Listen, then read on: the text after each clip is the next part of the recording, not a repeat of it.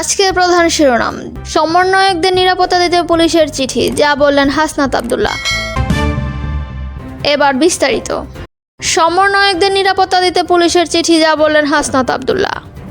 বৈষম্য বিরোধী ছাত্র আন্দোলনের সমন্বয়করা দেশের বিভিন্ন জেলা, বিভাগ এবং বিশ্ববিদ্যালয়ে সফর করছেন। এরই মধ্যে কয়েকটি জেলা সফর করছেন তারা। গত 8 সেপ্টেম্বর পুলিশ সদর দপ্তর থেকে সমন্বয়কদের সফরে নিরাপত্তা প্রদানের একটি আদেশ দেওয়া হয়। এমন একটি আদেশ কপি সামাজিক যোগাযোগ মাধ্যমে ভাইরাল হয়েছে, তবে এটি পুলিশ সদর দপ্তরের আদেশ কিনা সে বিষয়ে নিশ্চিত হওয়া যায়নি।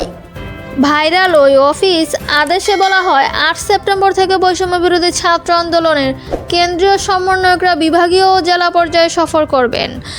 এমতো অবস্থায় বৈষম্য বিরোধী ছাত্র আন্দোলনের কেন্দ্রীয় সমন্বয়কদের সফর উপলক্ষে নিজ নিজ অধিক্ষেত্রে জেলা প্রশাসক ও স্থানীয় সমন্বয়কদের সঙ্গে আলোচনা করে প্রয়োজনীয় নিরাপত্তা ব্যবস্থা গ্রহণের জন্য অনুরোধ করা হলো।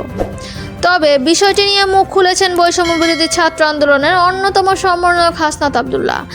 তিনি মঙ্গলবার পুলিশের আদেশটি শেয়ার করে সামাজিক যোগাযোগ মাধ্যমে বিষয়টি একটি স্ট্যাটাস দিয়েছেন।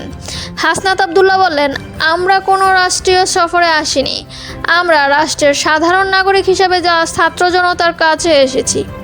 একজন সাধারণ নাগরিক যেমন নিরাপত্তা পায়, আমরাও তেমন নিরাপত্তা চাই, এর বেশি নয়। এই নোটিশের বিষয়ে বৈষম্য বিরোধী ছাত্র আন্দোলনের সমন্বয়করা অবগত নন জানিয়েছেন তিনি বললেন, সরকারের কাছে আমরা এমন কিছু চাইনি। তিনি আরও বললেন, বৈষম্য বিরোধী ছাত্র আন্দোলন আপামর ছাত্র সমাজ ও জনগণের প্ল্যাটফর্ম। ছাত্র জনতাই আমাদের ভরসা ও নিরাপত্তা। সারা দেশের ছাত্র সমাজকে ঐক্যবদ্ধ করতে আমরা যে সফর শুরু করেছি তা ছাত্র জনতার সহযোগিতা ও অংশগ্রহণেই সফল হবে। এই জন্য আমাদের কোনো রাষ্ট্রীয় নিরাপত্তার প্রয়োজন নেই। ছাত্র জনতাই আমাদের নিরাপত্তা নিশ্চিত করবে বলে আমরা বিশ্বাস করি। এতক্ষণ সঙ্গে থাকার জন্য ধন্যবাদ।